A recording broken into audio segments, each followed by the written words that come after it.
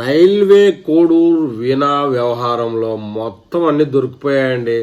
గతంలో పెళ్లి కాలేదు, నాకు విడాకులు కాలేదు, అది నా వాయిస్ కాదు, ఇది నా వాయిస్ కాదు అని మీడియా ముఖంగా దొరికేసిన ఇప్పుడు కొంతమంది జన సైనికులు ఆమె మొత్తం బండారాన్ని బయటపెట్టారు. ఇప్పుడు ఫోన్ స్విచ్ ఆఫ్ చేసుకుని ఎక్కడున్నాయో కూడా తెలియదట ఆవిడ.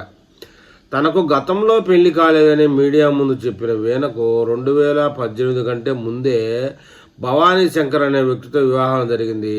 2023లో సెటిల్మెంట్ ద్వారా విడాకులు కూడా తీసుకోవడం జరిగిందట. నా వెనక స్క్రోల్ అవుతున్నవి ఆ డ్రైవర్స్ పేపర్లేనండి.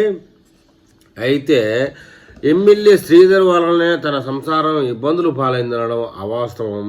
ఎందుకంటే శ్రీధర్కు ఫోన్ చేసి 2 గంటలు మాట్లాడి ఐ లవ్ యూ టూ అనే సంభాషణలతో మొదలైన వివాదం 2024 సెకండ్ హాఫ్లో జరిగింది. అప్పటికే ఆవిడ విడాకులు తీసుకున్న మహిళ తలకు పెట్టుకోవాల్సిన జడ బ్యాండ్ జుట్టు వదిలేసి చేతికి వేసుకొని ఏదో ఫ్యాషన్ షోలో పాల్గొన్నట్లు ప్రెస్ మీట్లో కూర్చున్నప్పుడే అర్థమైపోయిందండి ఈ ప్రతివత శిరోమణి ఎంత బాధించబడిందో అని చెప్పేసి. మొత్తానికైతే ఆమె కొన్ని వీడియోల్లో విలేకరులతో మతలబుగా మాట్లాడేటప్పుడు వేసుకున్న డ్రెస్ సెన్స్ మీడియా ముందుకు వచ్చేటప్పుడు లేదు. అదేదో పనికి మాలిన డ్రెస్ వేసుకొని వచ్చింది.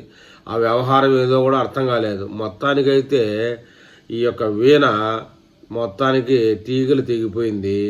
ఇంకా చూడాలి ముందు ఈ వీణ వ్యవహారం ఎలాగే ముగుస్తుందా, మళ్ళీ మీడియా ముందుకు వచ్చి మళ్ళీ కొన్ని వీడియోలు అప్లోడ్ చేసి మళ్ళీ తలకాయ నొప్పులు తెస్తుందా అని.